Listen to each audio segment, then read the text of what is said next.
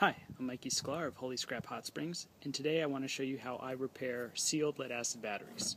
So, here's a old sealed lead-acid battery. It's pretty rough. It's been sitting in my yard for about 4 years uncharged. I really haven't looked into it at all, but I can tell you before I even start working with this battery, it's dry. It needs water. So let me go through the process of how I recover sealed lead-acid batteries. So the first step in recovering any battery is just to clean it up a little so you don't make more of a mess. This is some biodiesel, but any type of olive oil or kerosene would also work for just really cleaning up the outer casing. You can see it looks a heck of a lot better already, minus all the crap that's on there. But we just want to keep the battery really clean when we open it up so we don't spill more dirt in. The next step with recovering a SLA battery is we're going to have to cut this thing open. So I have this kind of razor that I'm just going to go around the edge and really try to get in to this edge to the point where I can pry this top off. And what I find if I do about 3 passes with the razor, it's enough that I can start sliding the razor under. So I went ahead and just placed the razor right in here, straight up and down, and just started to pry it right up. See how I just do that tilt, and you can see it starts to lift. We're really starting to see some lift here. Then I go around and just keep doing that. And once I feel like I got a side pretty well up, we can switch over to a screwdriver. Kind of use that combination now to really lift it up. We want to be gentle. We don't want to crack the top. So just gently work the screwdriver in under the case. Real slow. Take your time. I have cracked these before. It's embarrassing. Yeah. Great. So, got a little dirt. Go ahead and clean that up.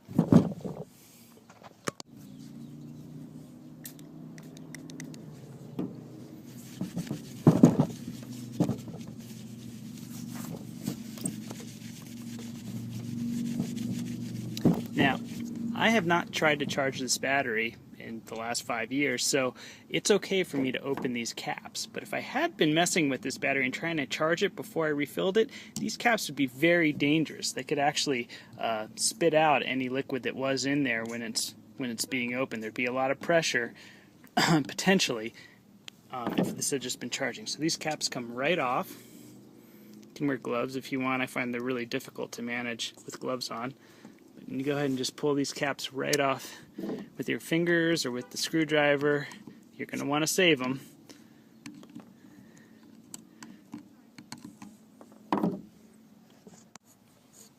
Okay, you can see we got all the caps off, and it's time to start refilling these cells with water. I have a little cup of rainwater here, and I like this meat syringe. You can buy these at, I don't know, Walmart and big box stores and such, but this meat syringe is really ideal. I took off the metal syringe tip and just have its own little screw-on thing, but check this out. I just stick it in the cup, fill the syringe, and just put it right over each cell, and you can fill fast. And this battery is so dry, it's going to take between 20 and 30 milliliters per cell, so it just took an entire syringe on that first cell.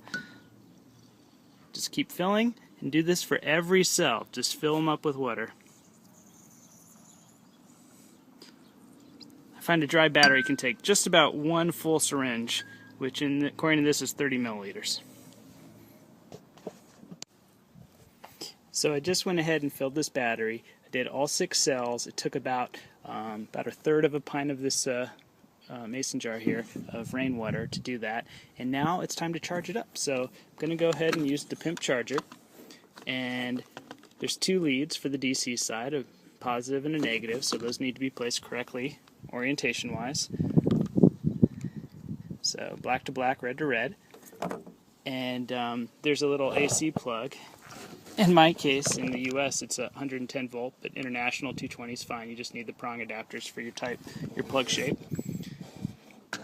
And I'm going to go ahead and start charging this. So you can see I'm going to go ahead and plug in the AC side, And let's take a look at what the voltage reading we're seeing on the PIMP right now is. So before charging, I'm seeing about 0.6 volts. It's a little bright out. Yeah, 0.6 volts. So that's really bad for a 12-volt battery. So you know what? Because I know this battery is going to have a ton of resistance, I'm going to turn the display off before I start really charging and hitting the black switch. So here we go, turning on the PIMP.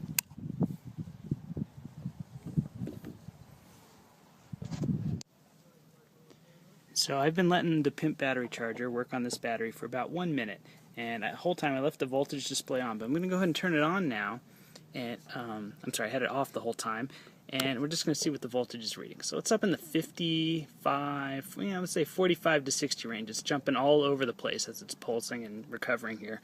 So what I'm going to do is let it run for about 10-15 more minutes and see where we start to stabilize at. And I'm going to do a quick check of each cell at that point, because what I'm really curious about is this battery going to be able to recover? And we can find out very quickly if it's going to have a full recovery. So I'm going to go ahead and turn off the display, let it keep charging 10-15 minutes, and I'll come back.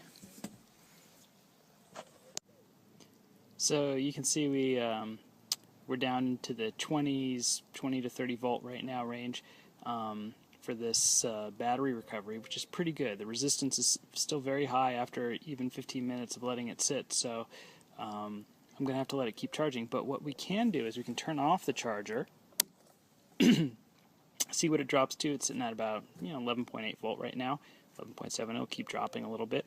And we can check each cell, and we can check and see which of these cells might be dead or weaker than others, and get an idea of how the battery is doing out of its 6 different components.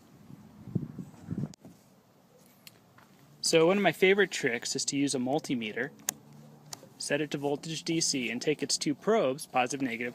I leave the positive right on the positive terminal of the battery and dip the negative into this acid for each cell. First cell, we're reading 1.2 volts. That's great, because if it were fully charged, we'd be seeing somewhere between 2 and 2.5 volts.